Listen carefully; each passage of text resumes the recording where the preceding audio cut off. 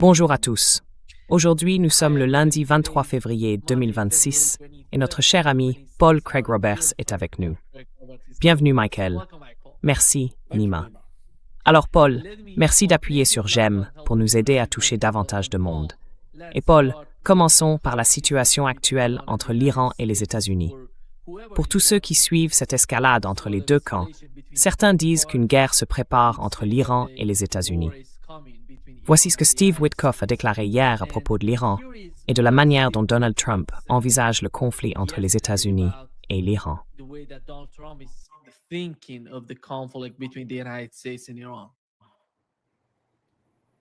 Tu as lu les déclarations du côté américain et du côté iranien. Le président m'a posé la question ce matin et il est, je ne veux pas employer le mot frustré, c'est plutôt qu'il comprend qu'il dispose de nombreuses alternatives. Mais il est curieux de savoir pourquoi ils n'ont pas, je ne veux pas dire capitulé, mais pourquoi ils n'ont pas capitulé. Pourquoi, sous ce genre de pression, avec la puissance maritime, la puissance navale que nous avons là-bas, ils ne sont pas venus nous dire « Nous affirmons ne pas vouloir d'armes. Alors voici ce que nous sommes prêts à faire. » Et pourtant, il est difficile de les amener à ce point.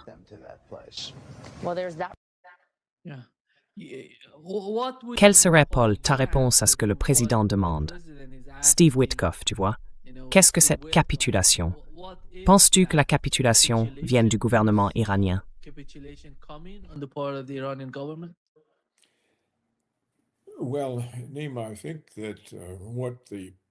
Eh bien, Nima, je pense que ce que les pourparlers de paix entre Trump et l'Iran étaient censés viser, c'était à parvenir à un accord dans lequel l'Iran s'engagerait à ne pas fabriquer d'armes nucléaires.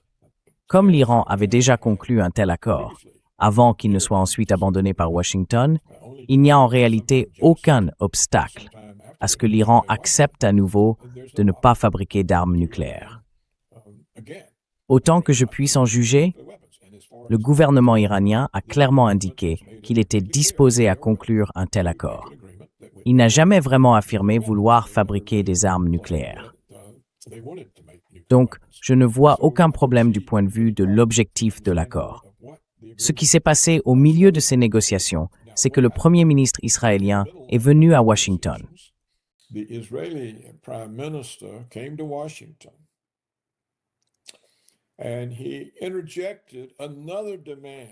Et il a ajouté une autre exigence à l'accord. Cette exigence était que le gouvernement iranien accepte également d'abandonner sa capacité militaire conventionnelle, ses missiles, de les remettre et d'en arrêter la production. Or, ce n'était pas ce sur quoi l'Iran avait accepté de négocier. Et bien sûr, il n'a aucun sens pour l'Iran de se rendre incapable de se défendre contre une attaque israélienne. Il est donc clair que Netanyahou sait que si Trump accepte que cette condition soit introduite dans les négociations, celles-ci échoueront. Comme je l'ai écrit il y a quelques jours, Trump s'est aventuré sur une branche avec toutes ses menaces, leurs fanfaronnades et tout le reste, et maintenant quelqu'un est venu derrière lui et a scié la branche.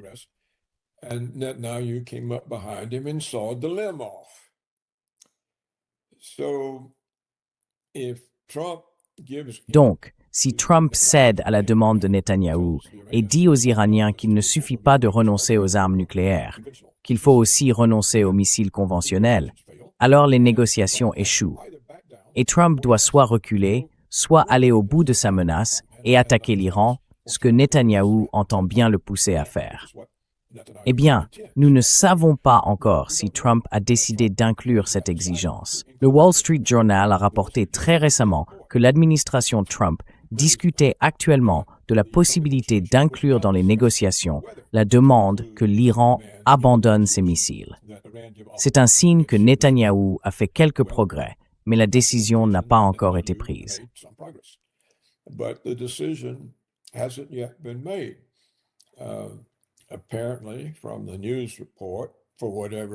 Apparemment, d'après le reportage, pour ce qu'un reportage vaut de nos jours, il existe une certaine opposition au sein de l'administration Trump à l'idée d'inclure l'exigence de Netanyahou comme élément supplémentaire dans la négociation.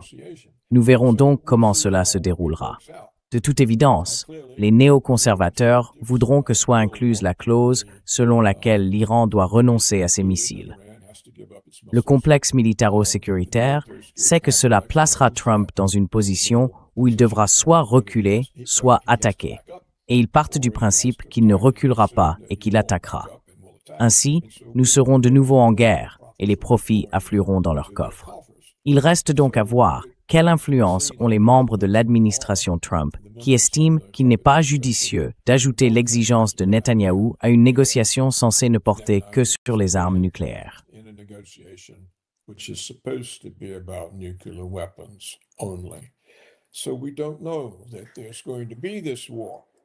Donc, nous ne savons pas s'il y aura une guerre. Nous ne le saurons que lorsque nous verrons des preuves que Trump ajoute la demande de Netanyahou à la négociation.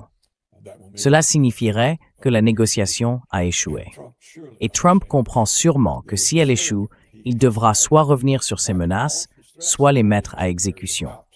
On suppose que tout le monde dans son administration sait que s'ils acceptent la demande de Netanyahou, nous, les États-Unis, serons en guerre avec l'Iran.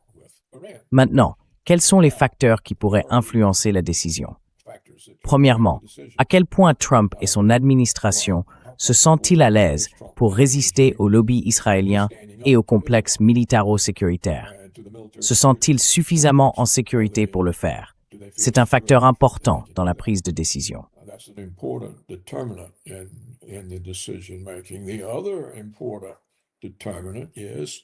L'autre facteur déterminant important est le suivant. Ont-ils une bonne compréhension des conséquences d'une guerre avec l'Iran? Comprennent-ils vraiment? De toute évidence, les Iraniens ont démontré, lors de la soi-disant guerre de 12 jours avec Israël, qu'ils disposaient d'une puissance militaire conventionnelle efficace. Leurs missiles ont percé le dôme de fer et ont infligé suffisamment de dégâts à Israël pour que celui-ci implore un cessez-le-feu. Ils doivent donc savoir qu'il existe un risque. Or, ce risque pourrait être bien plus grand qu'ils ne l'imaginent, si l'ancien diplomate britannique Alastair Crooke a raison en affirmant que les Chinois ont fourni à l'armée iranienne un système de contrôle du champ de bataille. Non pas seulement de la défense aérienne ou du contrôle aérien, mais du contrôle de l'ensemble du théâtre d'opération, géré par satellite et impossible à neutraliser.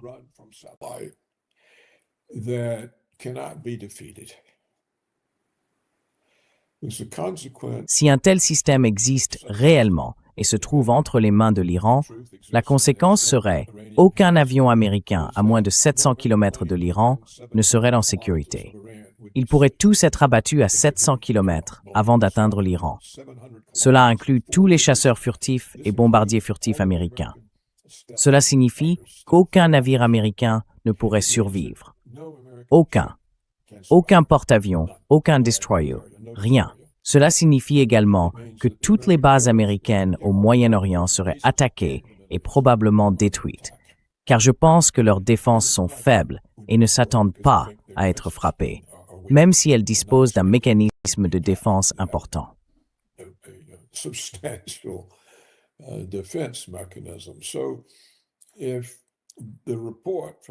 Donc, si le rapport d'Alastair Crooke est exact et que cette information parvient à Trump, il doit se rendre compte que d'accord, nous allons beaucoup perdre, nous serons vaincus.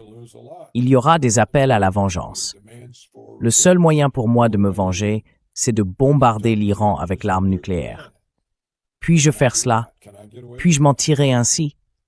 Quelle sera la réaction des autres pays de la région? Quelle sera la réaction de nos alliés? Quelle sera la réaction de la Russie et de la Chine? Tout cela n'a pas été réfléchi ni débattu dans les conseils de la Maison-Blanche. Donc je ne pense pas que la décision d'entrer en guerre ait été prise. Et je pense que Trump est dans une situation très compliquée pour toutes les raisons que je viens d'évoquer, mais aussi parce que je ne sais pas combien de temps nous pourrons maintenir une armada dans la région.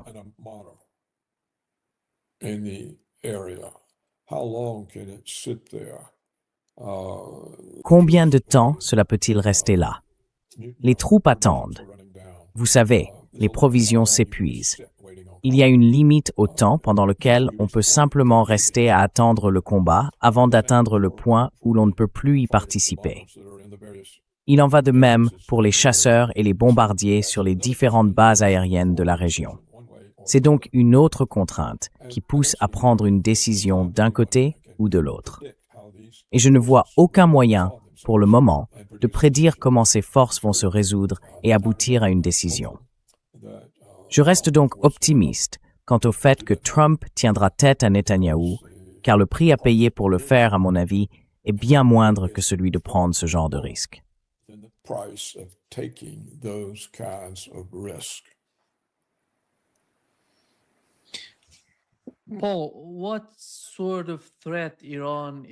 Paul, quelle sorte de menace l'Iran représente-t-il pour les États-Unis?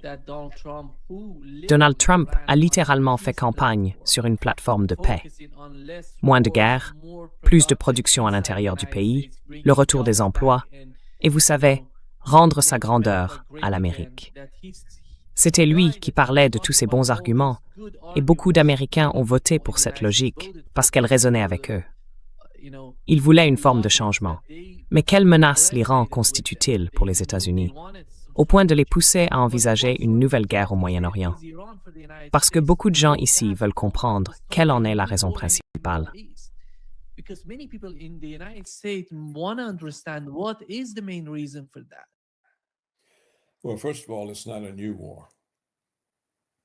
Eh bien, tout d'abord, ce n'est pas une nouvelle guerre. Elle dure depuis le 11 septembre 2001, lorsque l'attentat contre le World Trade Center a été utilisé pour justifier le sacrifice du sang et de l'argent américain afin d'éliminer les opposants au Grand Israël au Moyen-Orient. Et il se trouve qu'à présent, l'Iran est le dernier véritable obstacle à l'expansion d'Israël du Nil jusqu'au Pakistan. Ce n'est donc pas une nouvelle guerre. C'en est une qui se poursuit. Elle dure maintenant depuis un quart de siècle et a détruit la Libye, l'Irak, la Syrie, la Somalie et le Soudan, tout en causant des dégâts considérables au Liban.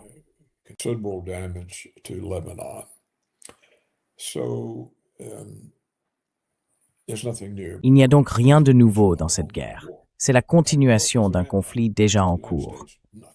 Et qu'a fait l'Iran aux États-Unis? Absolument rien.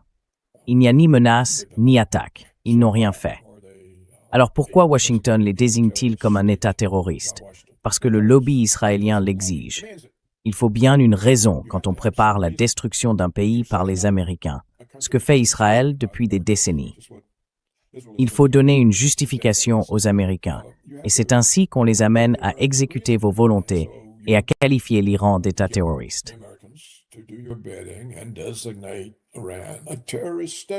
Mais qui l'Iran terrorise-t-il?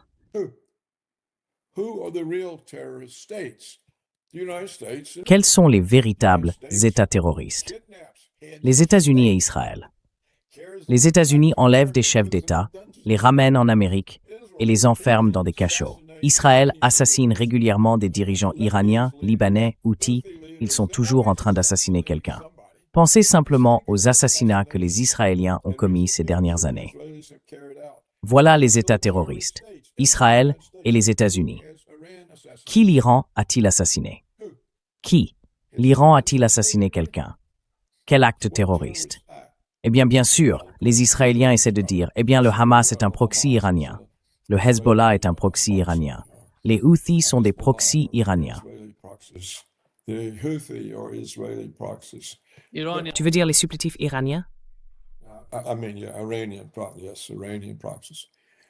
Je veux dire les supplétifs iraniens, pardon. Mais vraiment? Tu penses que le Hamas n'a aucune raison propre de s'opposer à Israël, avec tout ce qu'Israël fait subir à la Palestine depuis 1947? Vraiment? Le Hamas n'a aucune raison qui lui soit propre, et les Houthis alors? Ils n'auraient aucune raison de s'opposer à Israël? Par exemple, le génocide en Palestine ne serait pas une raison suffisante en soi pour que les Houthis s'opposent à Israël? Et le Hezbollah?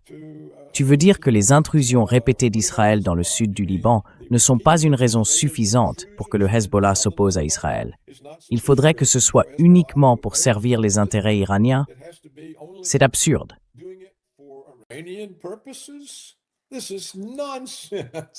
C'est complètement absurde.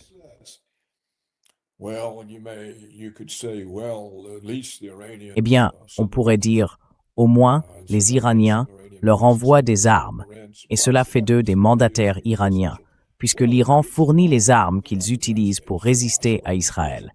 Eh bien, nous fournissons les armes, les États-Unis fournissent les armes à Israël.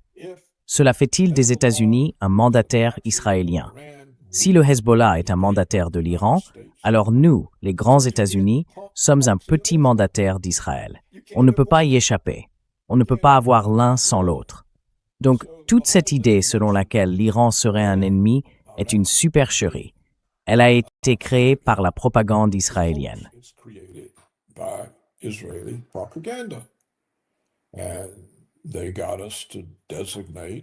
Et ils nous ont poussés à désigner l'Iran comme un État terroriste. Pourquoi? Quel terrorisme? Quel terrorisme? Dis-moi, quel terrorisme l'Iran pratique-t-il? Je ne peux penser à aucun événement. Certains aimeraient peut-être attribuer le 11 septembre à l'Iran, mais cela n'a jamais été fait. Bien plus de gens ont accusé Israël qu'ils n'ont accusé l'Iran.